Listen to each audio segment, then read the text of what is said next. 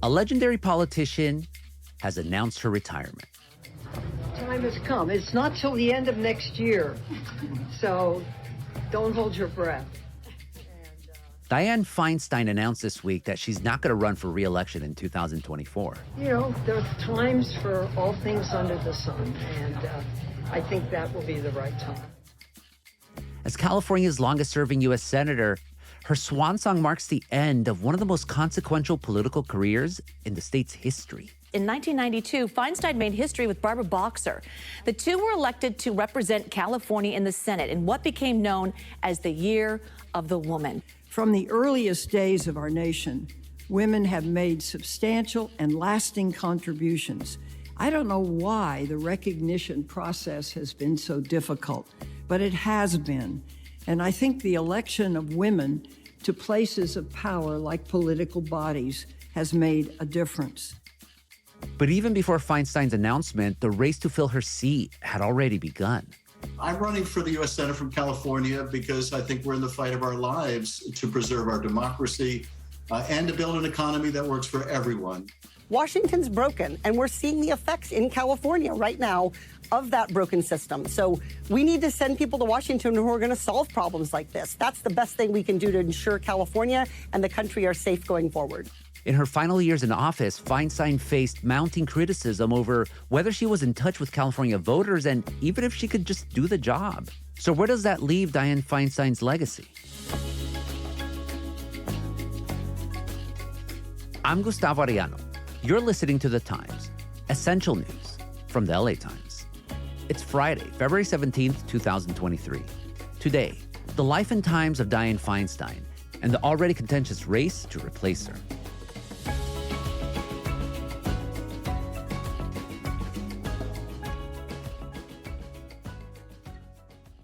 Here to talk about all this is my LA Times colleague and the only person at the paper who speaks faster than me, political columnist Mark Barabak. Mark, welcome to The Times. Good to be back, Colonel. The obvious first question, why did Dianne Feinstein decide to announce her retirement now? Well, I think there's two parts to that. The first one is bowing to reality and age. She's 89 years old. She has been the subject of a lot of reporting about a notable cognitive and mental decline. And I think, it's funny, Dianne Feinstein, I've covered her for a really, really long time, going back when she was mayor of San Francisco and I was a young man. She's never liked campaigning, to be honest with you. And I think she realized this campaign would have been brutal. She probably would have lost, and it would have been a sad coda to a pretty remarkable career. Why right now? Because I think the pressure was growing, and I think it was the inevitable. The race is already well underway, and I think she just realized that it's obvious what's going to happen. Not going to run. Let's just get it out there and be done with it. That's what really struck me about all this. Feinstein was already toward the end of her career, but you usually don't get prominent opponents from one's own party openly say, I want the seat of that sitting senator. Yet with Feinstein, you've been hearing that for months now. Katie Porter, the Orange County Congresswoman, jumped in and was the first one to do so. California needs a warrior in Washington. That's exactly why I'm announcing my candidacy. And I said, good for her, because the truth is, this has been going on for a while. There has been an assumption for a very long time that Dianne Feinstein would not run again. So the people who are lining up to run against her and some of the folks who have not yet announced have been jockeying for a while now, hiring staff, talking to fundraisers, doing all the things you do when you run for office, but not doing it publicly. Yeah, you mentioned Katie Porter. She's a Congress member from Irvine down in Orange County, where I'm at. And another name that has already been out there is Adam Schiff. He's a Congress member from LA County, Burbank specifically. People already say that he has the endorsement of Feinstein, but who are some of the other people who have expressed interest in running for her seat? Well, and to clarify, Feinstein has not endorsed yet. There's been a little bit of winking and a little bit of nodding in Schiff's direction. The big endorsement he got is Nancy Pelosi. Others who are looking at it, Ro Khanna, a congressman from the outskirts of Silicon Valley from Fremont. Barbara Lee, very well regarded, very well respected, somewhat iconic, if you will, congresswoman from the San Francisco Bay Area, from the East Bay. Oakland has not announced but indicated that she's going to run. And then there's all sorts of other names swirling out there. I mean, this is California, so some rich person is going to decide that, hey, I could be senator, so we're still waiting for that wallet to drop. Mark Zuckerberg for U.S. Senate, I'm sure. There you go.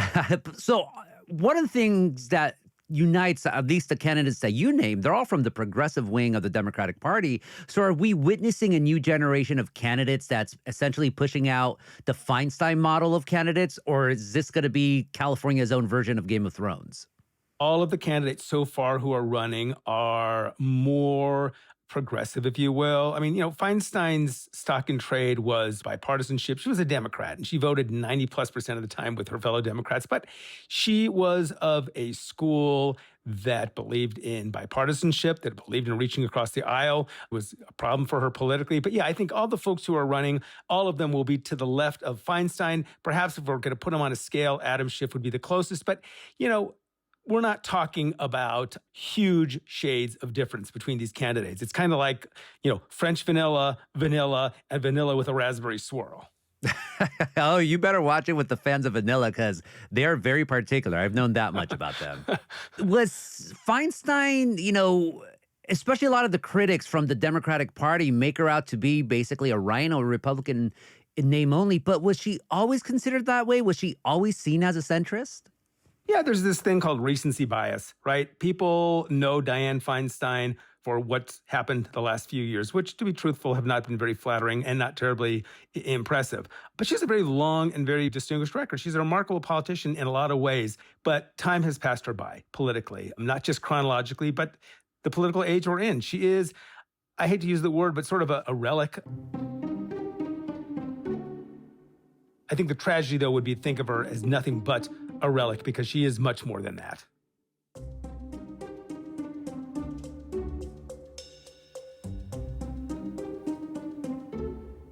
After the break, we examine Dianne Feinstein's political legacy and how Democrats moved on from her style of politics.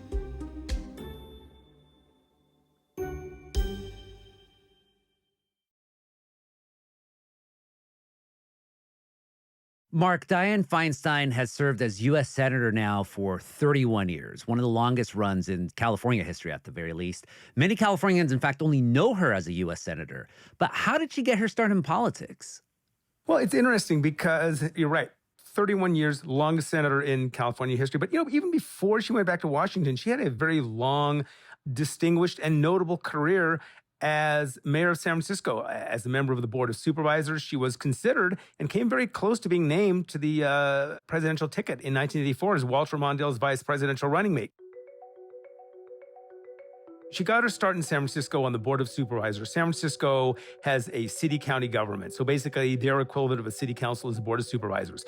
Dianne Feinstein served on the Board of Supervisors. She ran twice for San Francisco mayor. There was a really, truly significant, one of those hinge points in California and San Francisco political history. It was a 1975 election where Dianne Feinstein was running as the candidate of the center. And there was a candidate of this emergent coalition of gays and lesbians, of Black people, named George Moscone. And then there was a candidate named John Barbagelata, who's the candidate of the old line, conservative, Irish Catholic San Francisco. Feinstein was the front runner. Everyone kind of took it for granted, but what happened was she was squeezed out. She lost, Moscone was elected, and it was devastating to Feinstein. It was the second time she ran for San Francisco mayor and lost, and she was done with politics. She was ready to quit. She had had enough. She had lost her husband. She was in a really bad place, personally, politically. And then, of course, tragically, as we all know, George Moscone is assassinated. I literally get goosebumps recounting this. Both Mayor Moscone and Supervisor Harvey Milk have been shot and killed. Dianne Feinstein is there in City Hall. Dan White had just shot George Moscone in the mayor's office. If you know San Francisco City Hall, there's a long hallway between the Board of Supervisors' offices and the mayor's office. He's running down that hallway. Feinstein yells at him, "Hey, Dan," and he says something to her, runs into the office, shoots Harvey Milk. Feinstein hears the gunshot, runs in, reaches for a pulse, sticks her finger in a bullet hole in Harvey Milk's wrist. Goes downstairs, composes herself, and then that famous scene where she announces to the world the assassination of Moscone and Milk. The suspect is Supervisor Dan White. As president of the Board of Supervisors, she takes over as mayor. I mean, it could have been scripted in Hollywood. It's almost too dramatic, but it's what happened. She becomes mayor, serves 2 terms, is a very popular mayor of San Francisco. Again, even then, she was a little too centrist, if you will, too moderate for the taste of a lot of folks in San Francisco, but a very distinguished record. As I said, considered for the vice presidency, helped save the cable cars. That was a really big deal back then for obvious reasons. And then from there goes on to a run for governor. Yeah, I remember that. I was a teenager, and I remember that she ran against a U.S. senator at the time, the Republican, Pete Wilson. What ended up happening in that race? Well, it's interesting. Feinstein and Pete Wilson were actually very friendly, both politically and on a personal level. The race got pretty nasty, and they actually later had a makeup session. But it was a very close race. And at the time, let's step into the Wayback Machine and remember, California was still a reddish, purpley kind of state. Feinstein made history. She was the first woman to run for governor as the nominee of a major party. She entered that race as the underdog. Everyone, once again counted her out. Everyone thought that John Vandekamp, the attorney general, the former LADA, he was the front runner. Everyone took it for granted. And then going back to that dramatic moment on the steps of City Hall, she produced an ad, which truly is one of the most, I think, impactful political ads ever, that opens with that horrific scene of her announcing the deaths of Milk and Moscone, and with this line, "Forged from tragedy." Forged from tragedy, her leadership brought San Francisco together. Tough and caring, she pushed for daycare, cracked down on toxics, added police, and cut crime 20%. Named the nation's most effective mayor, and always pro-choice. She's the only Democrat for governor for the death penalty. She's Dianne Feinstein. And it kind of went from there. Feinstein wins the nomination. And just as a side note, when you're in politics as long as Dianne Feinstein is, you collect a certain amount of lore. There was this moment at the Democratic State Party Convention where Feinstein steps to the microphone and gives her speech and announces, by the way, I'm for the death penalty. And I was there at that time. I was there just on the edge of the stage. And the crowd, I should say, boos her. And one of her political consultants puts his hands together in prayer and looks up and thanks the heavens. It was exactly what they wanted. It said to Californian voters, not Democrats, but the large mass of California voters, she's not a crazy San Francisco liberal. Here's a moderate person who you can support. And she came very, very close. Pete Wilson won, but she made a race of it. Yeah, and then 2 years after that, she ran for Pete Wilson's former U.S. Senate seat, and this time she was able to win. She did. John Seymour, he was Orange someone County. you may know from Orange County, Anaheim. Yeah, Anaheim Hills. State Senator Pete Wilson appoints him to take his vacant Senate seat. Coincidentally, there were 2 seats that opened that year. Alan Cranston, someone else who served for decades in the Senate, announces he's retiring. So in the political shorthand, there was the long seat and the short seat. The long seat was Alan Cranston's. Whoever ran for that turned out to be Barabak, who won, wouldn't have to seek reelection for another 6 years. Feinstein, in a little bit of a gamble, ran for the short seat, dispatched with John Seymour very, very handily. And when they won, that was 92, and that was, the media called it the year of the woman because there was this unprecedented representation now of women in Capitol Hill. And Feinstein, given that she was mayor of a major American city, she was one of the more prominent faces. So what sort of policies did she end up pursuing in the early years of her career as a U.S. senator? Like, what did she become known for? Well, it's interesting. There was a lot of speculation about how Dianne Feinstein would do as a U.S. senator. There's a great line from a dear late colleague of mine, Susan Yoakum. She used to say she ran the city with her hands around it and her nails dug in. I mean, she was a very detail-oriented micromanager, if you will, used to being in charge. Okay, so put her in a body with 100 other people, all of whom think, they're God's gift to politics. How is she going to function? Very well, as it turns out. She turned out to be a very good negotiator. She turned out to be a very good legislator. Just to pick one issue, the big, beautiful Joshua Tree monument, the open space we have in the desert, the land that's been preserved, that was Dianne Feinstein. There was a desert bill. I mentioned Alan Cranston. He had worked on it for years and years and years, stalled, didn't get anywhere. Feinstein came in and she brought that home. So she passed the desert bill. Another very landmark achievement early in her career was an assault weapons ban. The women of the United States Senate and the House of Representatives join forces today to speak on behalf of the mothers, the grandmothers, the sisters, the wives, and the friends of people needlessly killed every month by weapons of war on the streets of our cities. Obviously, a very personal issue for her, having had a front seat on gun violence. If we don't have assault weapons as part of that bill, we capitulate. to every gang drive-by shooter, to every grievance killer out there. Sadly, we've forgotten. Mass shootings have become so commonplace, but there was this horrible one on, I believe it was 101 Market Street. It was a horrible mass shooting in San Francisco. So she was very, very motivated on the gun issue and worked and managed to wrangle 60 votes to pass that law. For 10 years, the United States had a ban on assault-type weapons, and statistics show mass shootings went down. That was 1994, it was passed. The only way she could get the vote she needed was to agree to a 10-year sunset. 10 years pass, George W. Bush is in the White House, he puts no capital behind it, the assault weapons ban lapsed. So she got the historic weapons ban, and then she became a major figure in the Senate just because, you're a U.S. Senator from California, but also because she was one of the most prominent female politicians in the country. What other causes did Feinstein champion with that momentum? Interestingly, for a pioneering woman politician, Dianne Feinstein, she was always a little ambivalent about that title, that role, if you will. I mean, just being there. She was a trailblazer and a glass ceiling shatterer and all those sorts of things. So she was an important voice on women's issues, but she was also an important voice on abortion. I very much regret that abortion has become such a political issue.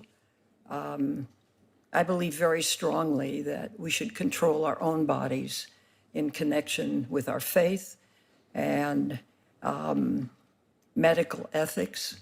She was a very important voice on defense and foreign policy. And some people will tell you the most significant thing she did was on the Intelligence Committee. Today, a 500-page executive summary of the Senate Intelligence Committee's 5.5-year review of the CIA's detention and interrogation program, which was conducted between 2002 and 2009, is being released publicly. The so-called torture report, basically exposing the CIA's practices involving torture, involving kidnapping, all those sorts of things, working with John McCain, working, it should be said, against a Democratic administration. Over the past couple of weeks, I've gone through a great deal of introspection about whether to delay the release of this report to a later time. This clearly is a period of turmoil and instability in many parts of the world. Unfortunately, that's going to continue for the foreseeable future, whether this report is released or not. The Obama administration didn't want it to come out. It did, and as a result, our policies were changed. And some people will say that was our crowning achievement, and that just goes to show. I remember I was back in Washington for a few years during the Clinton administration, and I can tell you, I knew people who worked in the administration, and they would tear their hair out. Feinstein would drive them crazy because she was never a sure vote. She was never a sure vote. And what was that torture investigation about?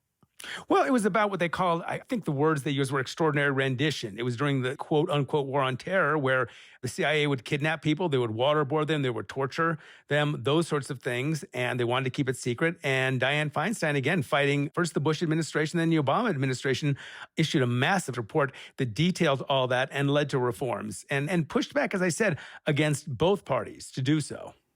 So everything you've described so far about the achievements of Feinstein's career sounds pretty liberal to me. But then in 2016, after Trump won and the ideology of the Democratic Party really shifted to the left, it seemed that Feinstein was just left behind. So how did her politics during the Trump administration mesh with the rest of the Democrats?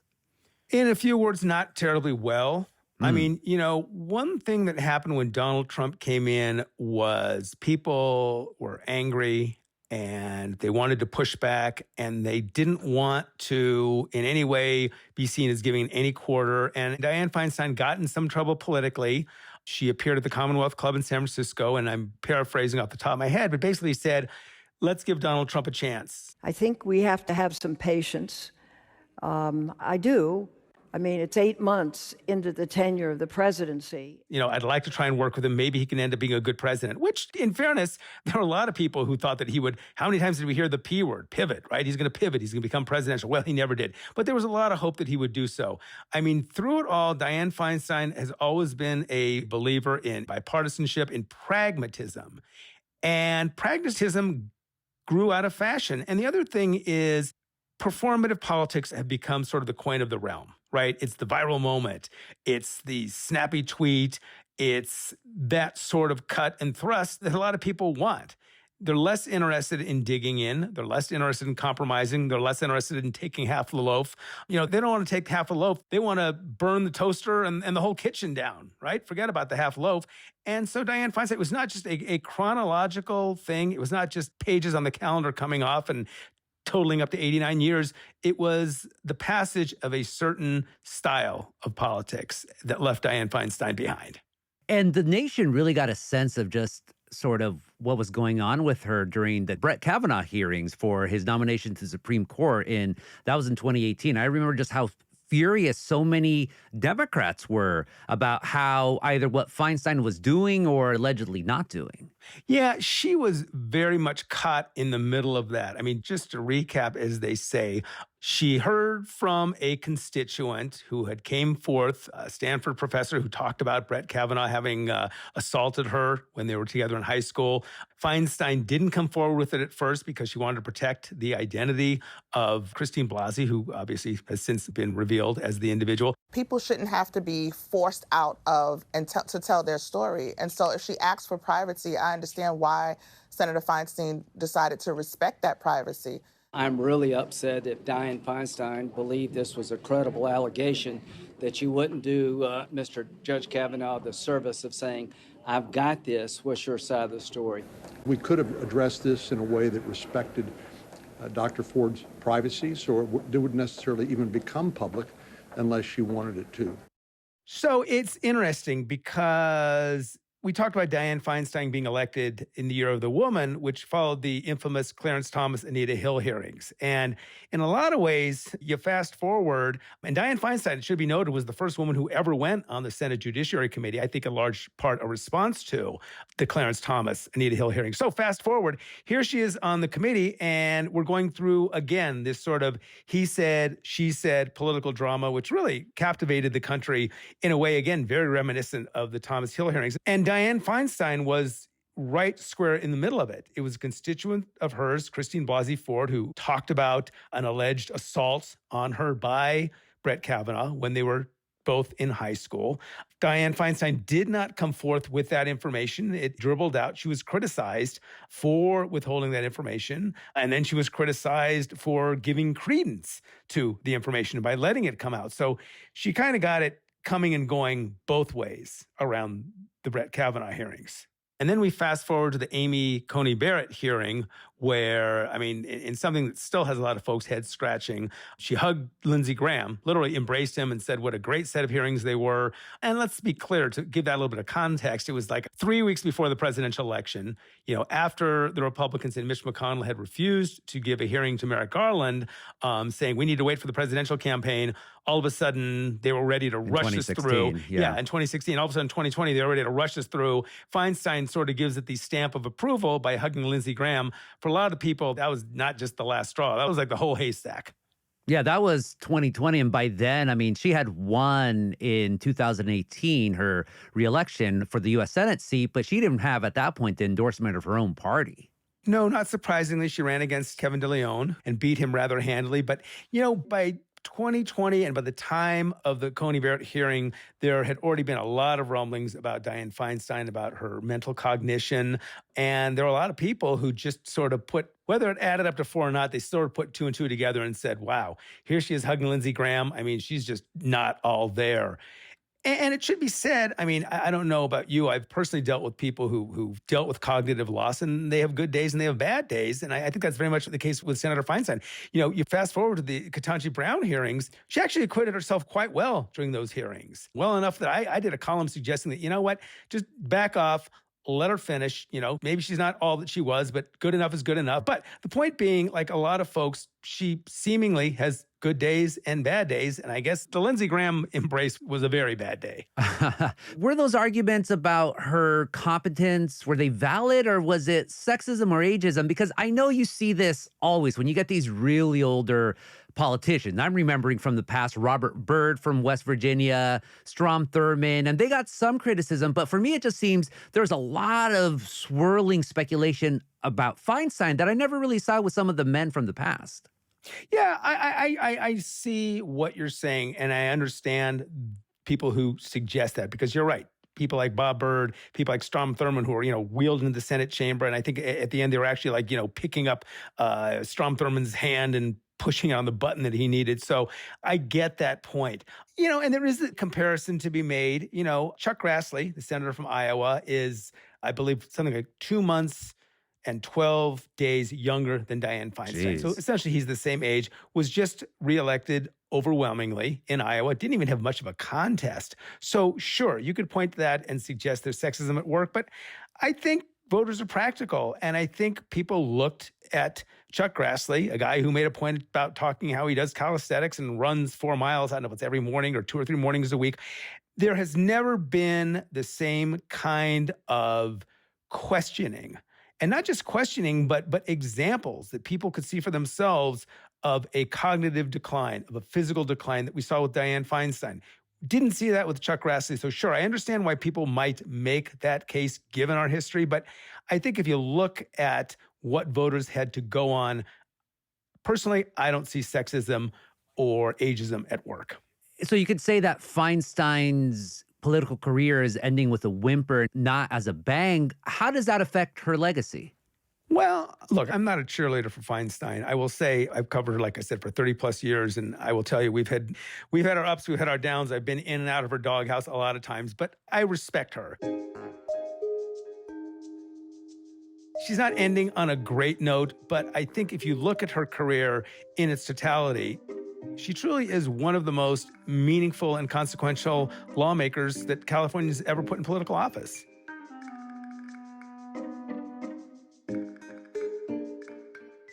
After the break, the upcoming race.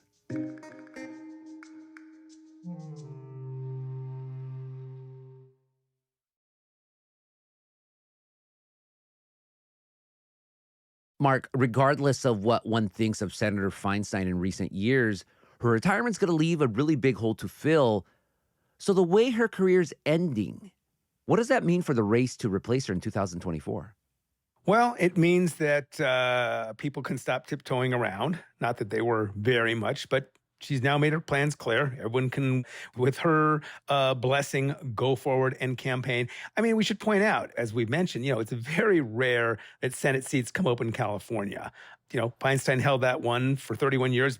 Barbara Boxer, who was elected, as we mentioned, in 92, kept it for 20 plus. So we've got a couple of heavyweights. I think if you're a fan of politics, which I know you and I are, Gustavo, it's going to be a terrific race. To forgive the obvious, pugilistic metaphor, but it's going to be, at least 2 heavyweights slugging it out with, a few others in the ring if, I don't know. Maybe you should turn it to tag team wrestling or something, right? You can't have more than 2 people in a ring. So heavyweights, wrestling. Unless it's a Royal Rumble. It's going to be it's going to be a Rumble. Yeah, no, I like all the sports metaphors here. You mentioned already some candidates. Who do you see as a front runner right now? Boy, that's really tough. I would say the front runners, plural, would have to be Adam Schiff, the congressman we mentioned from Burbank, and Katie Porter, the congresswoman from Irvine. Simply because, look, I think Barbara Lee's going to have a tougher road to hoe. She's 76 years old. I understand part of her strategy is to say we need representation. As a Black woman, she would bring that to the Senate, saying she would only serve 1 term, sort of a transitional figure. But you know what? It wasn't that long ago that we were talking about Jerry Brown and Nancy Pelosi and Boxer and Dianne Feinstein, all people north of 70. So, that argument might be a little more saleable if we hadn't just gone through this whole notion that, wow, we've had a lot of people hang in there for a really long time. It's time for some turnover. So for that and the fact that Katie Porter and Adam Schiff have both shown themselves to be very, very prodigious fundraisers, and we both know how important money is in California politics, I think as we sit here today, you got to put those 2 as the front runners. So you see it's going to be very competitive. Yes, I think it's going to be very, very competitive simply because, we've got a couple, serious political heavyweights running. And the Republicans you see running, I mean, we've had you on before to talk about what a laughingstock the Republican Party is in California, but do you see any of them, or maybe even an independent candidate, trying to run, or maybe even former Governor Arnold Schwarzenegger? To speak directly to that, Arnold Schwarzenegger has said that he's not going to run. I suggested earlier in the program that I wouldn't be surprised to see some rich person decide that, hey, I should be a senator because this is California, and that's kind of how we roll. Might a Republican run? Brian Dahle, who ran against Gavin Newsom, might run. I mean, they may look at it as a why not, what do you have to lose kind of thing. Maybe lightning strikes, maybe somehow. If you want to sit here and game this thing out, could you see theoretically where Schiff and Porter and Barbara Lee and maybe another Democrat would split the vote, and so a Republican could sneak in? I mean, if a single Republican runs and could consolidate and get 32, 35%, would that be enough to get them into the top two? Sure, it's plausible. I think, I'm loath to make predictions. I wouldn't be surprised if we saw Porter and Schiff both advance and we have a Democrat on Democrat runoff in November of 2024. But, if you're a Republican, it may be kind of like, what the heck? Why not? What do you got to lose? Or maybe Rick Caruso runs. I'm glad you brought that up because I was talking to someone yesterday and that name came up. So yeah, Rick Caruso's name is definitely in the mix. The billionaire developer who ran unsuccessfully for mayor's race in Los Angeles. So you said it's probably going to be Dem against Dem because California has, what do they call them, jungle primaries? Jungle primary, top two primary. The bottom line is everyone runs on one ballot. We don't have anymore a Democrat running for the nomination of Republican and then other parties and then all those folks going at it in November. We have a top two. Whichever two folks who are running who get the most votes, the top two, they advance regardless of party. So if it's likely going to be two Dems, what sort of policy or ideological differences are the candidates going to have? Like, what's going to set them apart?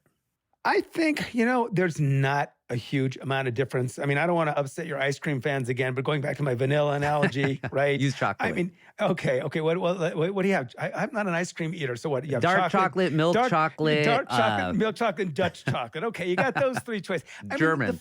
German chocolate. Okay, here's the thing. Any one of these folks who are running will probably vote 90+% of the time identically. Right? It's not like you have the pro-choice Democrat running against the pro-life Democrat or the, stop offshore drilling Democrat versus the drill baby drill Democrat, right? There aren't a lot of huge distinctions amongst these folks when it comes to issues. There are some, and I promise you they will do everything they can to blow up these differences into huge, huge, huge differences between them. But the fact is all of them are basically somewhere closely clustered together on the Democratic spectrum. So what's the race going to be about? It's going to be about personality. It's going to be about quote unquote character. It's going to be about performance. It's going to be about I'm a warrior, says Katie Porter, versus I'm a fighter, says Adam Schiff. And I promise you, and we've already seen signs of this, it's going to be very, very nasty because, if you can't disagree on issues, what do? You talk about personalities. And I think it's going to be A, expensive, B, very personal, and C, pretty nasty. Finally, Mark, a U.S. Senate seat from California, like most things from California, it comes with a certain amount of influence nationwide. And former U.S. senators include Richard Nixon, current one, Kamala Harris, the vice president. Do you see Feinstein's replacement eventually getting that same type of power or even that influence that Feinstein and these others wielded?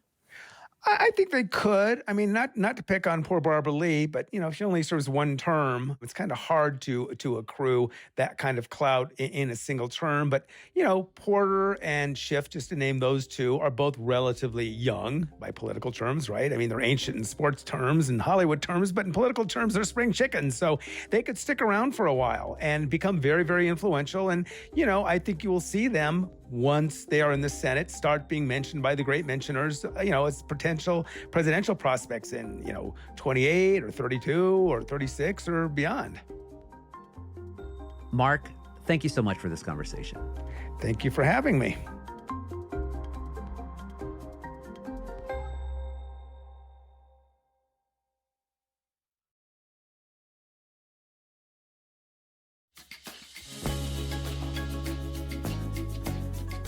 And that's it for this episode of The Times. Essential news from the LA Times. David Toledo, Kasha Brasalian, and Ashley Brown were the jefes on this episode. It was edited by Jasmine Aguilera and Heba El Orbani, and Mario Diaz mixed and mastered it.